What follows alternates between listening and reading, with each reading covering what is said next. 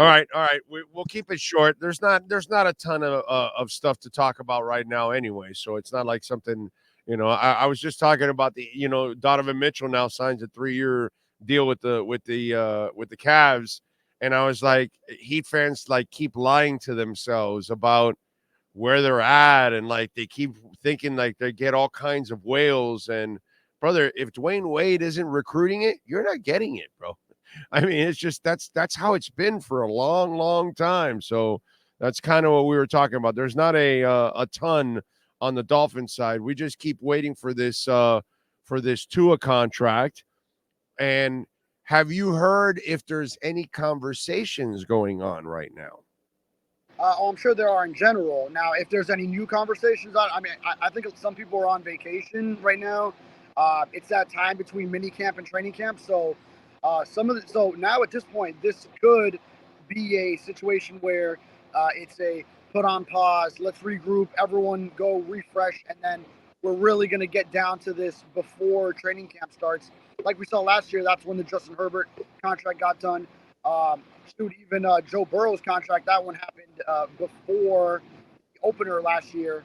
So maybe since they haven't gotten it to this point, then yeah, you put it on pause a little bit. But hopefully there are some intermittent conversations returning to business. But some people might be in vacation mode, so you really need everyone to be ready and available to get these kind of negotiations and kind of sort of meet in the middle to get it done. Do you see him holding out? Because I don't. Yeah, I don't think a holdout would be his style. He could do the same thing that he's done in the past, just recently in the OTAs and minicamp, is go and stay ahead of or out of 11 on 11, do the 7-on-7 work, get his throws in, study the offense, get the film work with the guys, and see what the guys are doing in 11 on 11, and work with Tyreek, Jalen Waddle, Odell Beckham, get his reps in with them individually.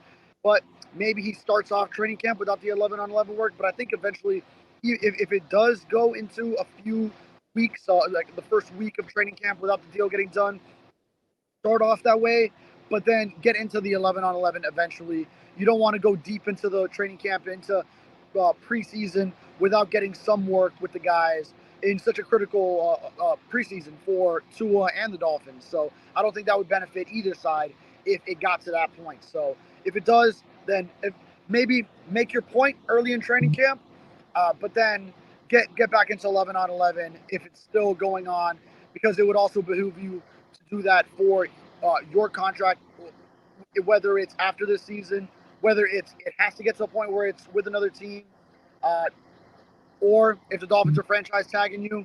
If you handle it the right way on your end, you're also a more desirable player for everyone around you. But you got to make your point too.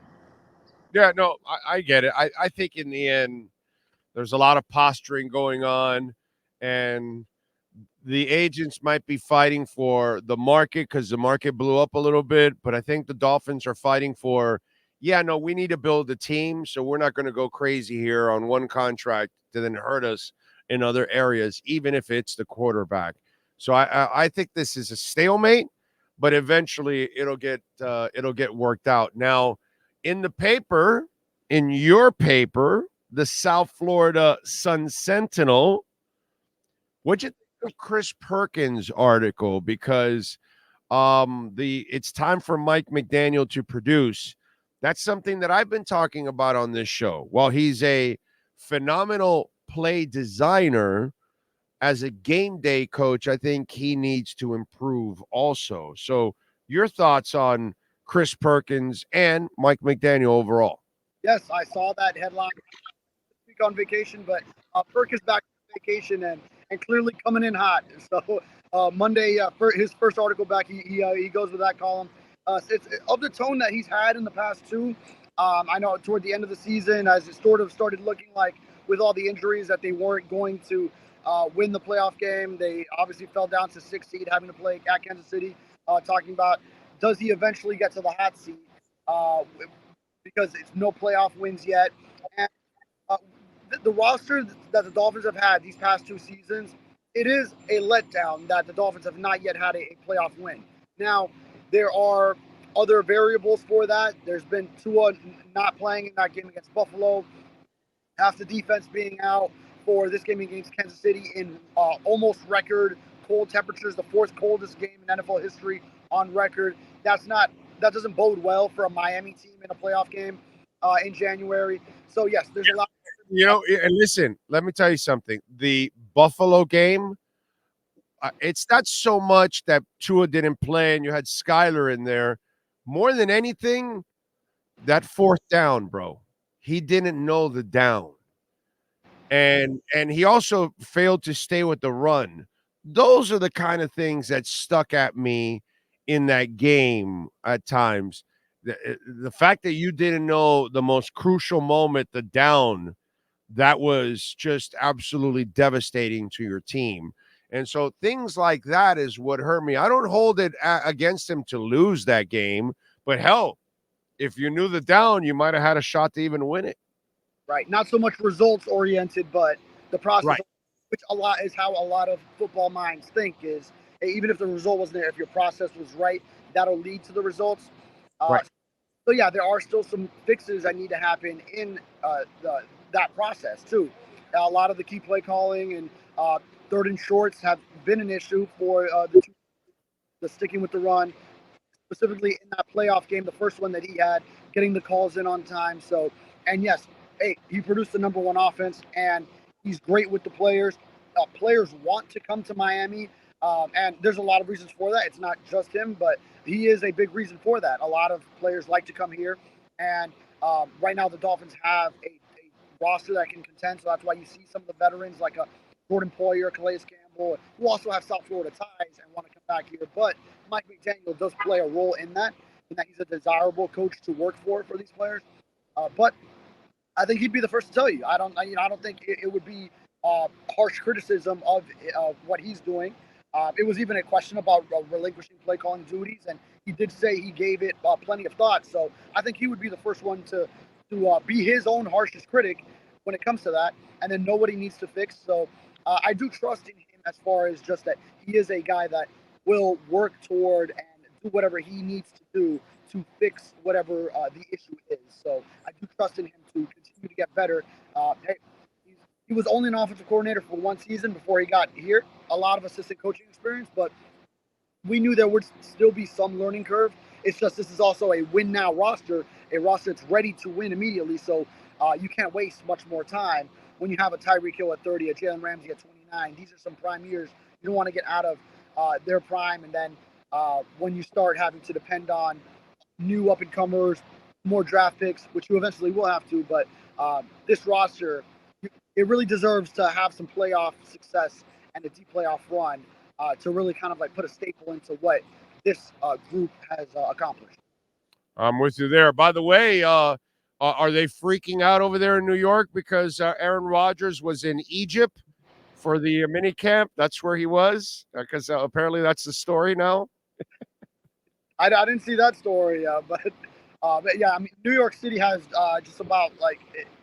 I don't think a lot of people have Aaron Rodgers and the Jets in mind, from what I've rolled around.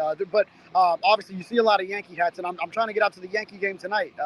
So I've never been to Yankee Stadium, so that'll be really. Oh, you should go, dude. Yeah, man. If you've never been to Yankee, who are they playing tonight? Cincinnati. Okay, wait, not a great game, but hey, you know what the hell? All right, yeah, man. If you haven't been there, you should go, and you should go to Monument Field, bro. You should go check that out. Okay, Monument Field alone is worth the trip. Tour or huh? What do you do? What do you have to do? You have to get there early to take a tour. Yeah, go early, right, and go to Monument Field and BP and all that stuff, dude. Yeah, man, go experience it. Go walk around the park. Go enjoy it. Yeah, man.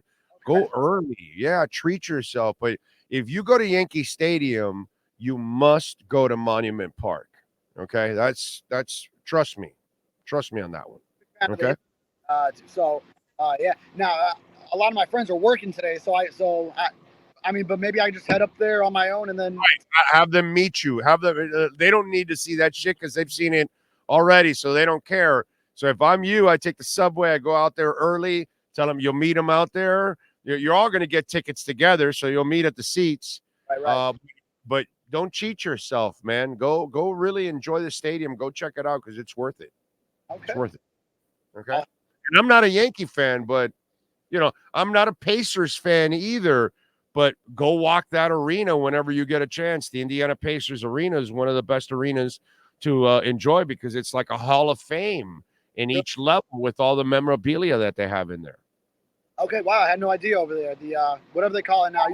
Dude, when you go to the combine, okay, you're there for a few days. If the Pacers are playing at home again, get yourself a ticket. It's super cheap to get a ticket to the Pacers. It's a lot more expensive to see the Fever than the Pacers. Yeah. Sorry. Right.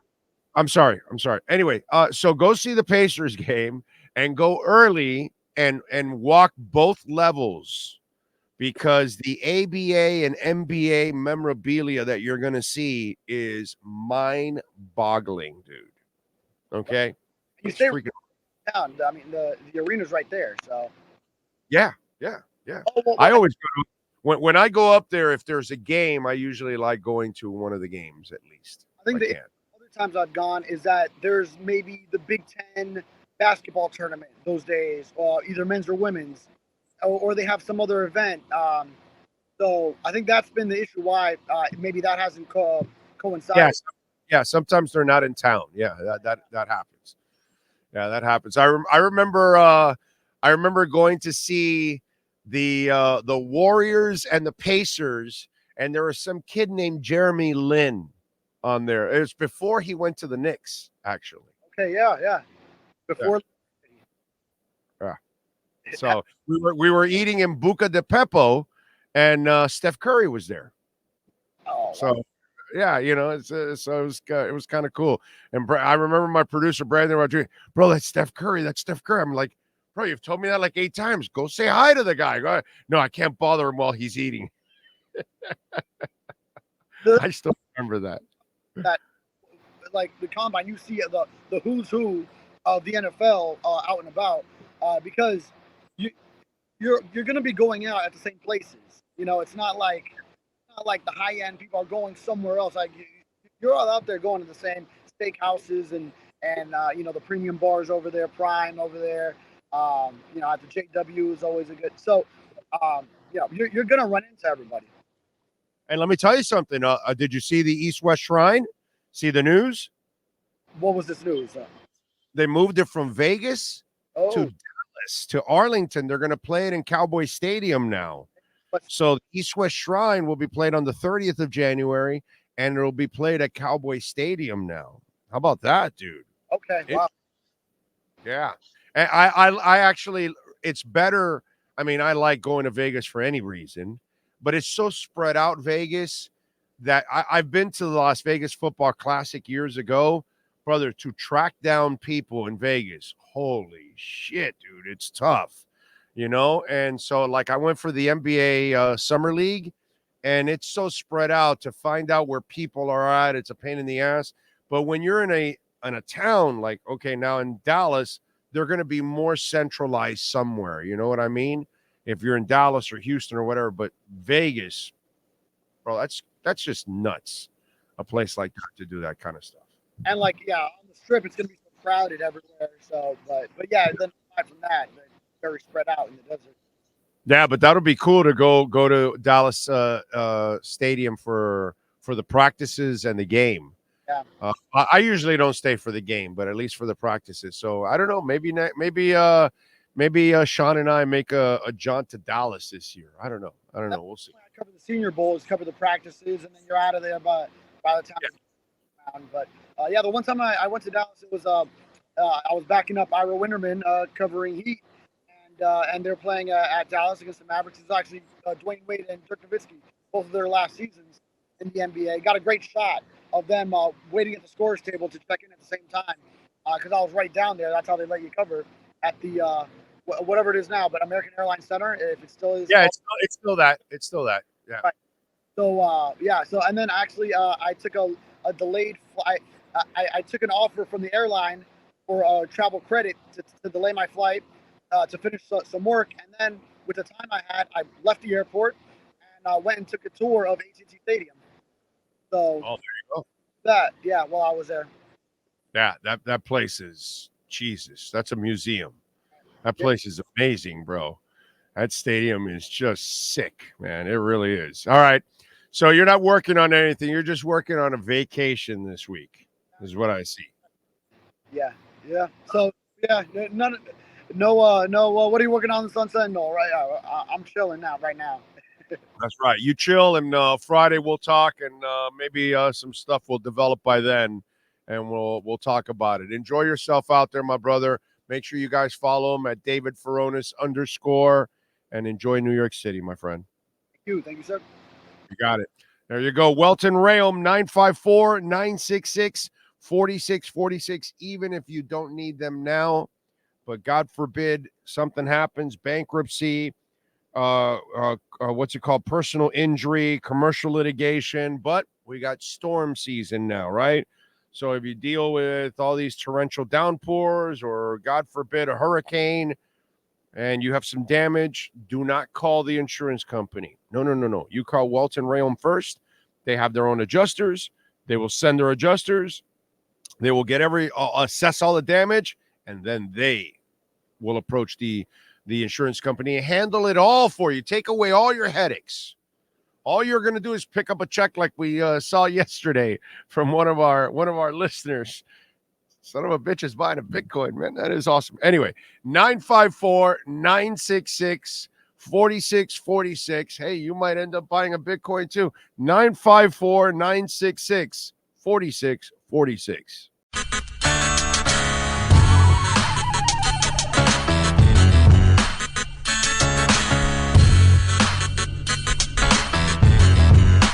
This is the Big O Show.